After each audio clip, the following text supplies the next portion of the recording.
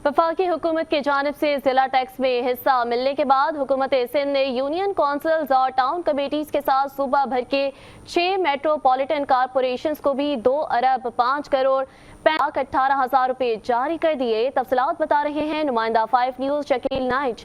जी शकील।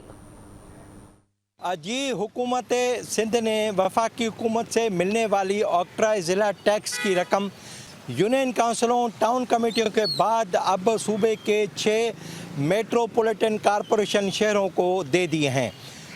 महकमा ख़जाना की जानिब से जारी की गई फहरिस्त के मुताबिक KMC को 1 अरब 51 करोड़, हैदराबाद को 16 करोड़ 67 लाख, मीपो खास को 7 करोड़ 75 लाख, नवाब शाह को 6 करोड़ 56 लाख, सखर को 15 करोड़ 83 लाख और लाड़काना को 6 करोड़ 94 लाख रुपया दे दिए गए हैं। ये ऑक्ट्रा ज़िला टैक्स में जो उनका शेयर है वो दे दिया गया है। अकाउंटेंट जनरल सिंध को कह दिया गया कि उनका ये शेयर जो मेट्रोपॉलिटन कारपोरेशन जो 6 शहर हैं उनको दे दिए जाएं और ज़िले अकाउंट्स अफसरान को भी कहा जाए कि यह रकम उनको उनके अकाउंट में मुंतकिल कर दी जाए ताकि वो इस रकम से अपने जो रोज़मर्रा के मामलात हैं वो निपटा कर सकें। जी।